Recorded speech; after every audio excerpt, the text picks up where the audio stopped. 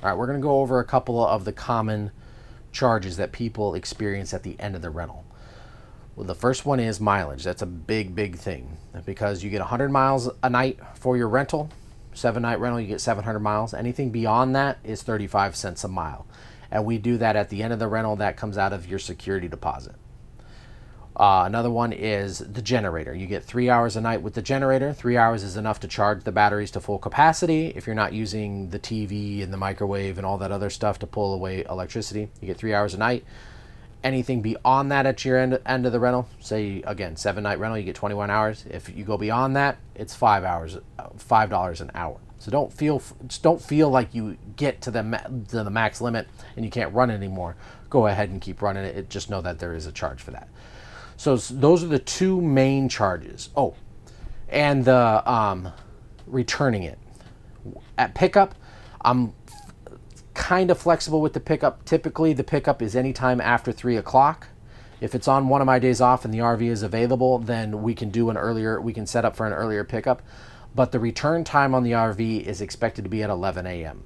If you return it after that time period, it's a half day's charge. If you return it after 11 a.m., but the same day, it's a half day's charge. If you return it the next day, then it's a full day's charge. So just be aware that I do require the RV to come back by 11 a.m. If you go beyond that, again, not a big deal. Just let me know. Let me know what your plans are. But the only caveat to that is the RV has to be returned to me prior to sunset.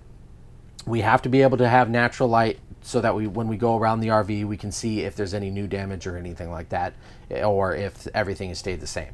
So we want to make sure that there's always natural light.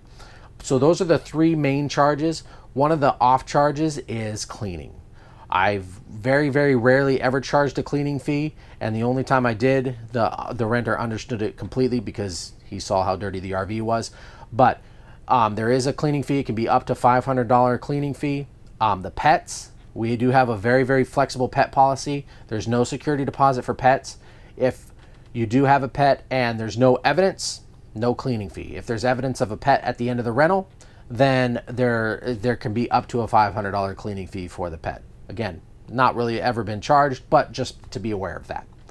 And those are basically all of the extra charges that you might run across as you're at the end of your vacation. And I like to try to take care of these before the vacation. So if you know that you're going to be running a lot of miles, just let me know and we can make plans for that, because I don't like those balloon charges at the end where it's like all of a sudden it's an extra $150 at the end of your trip. I try to get all those charges done at the beginning so that way you can budget accordingly. All right?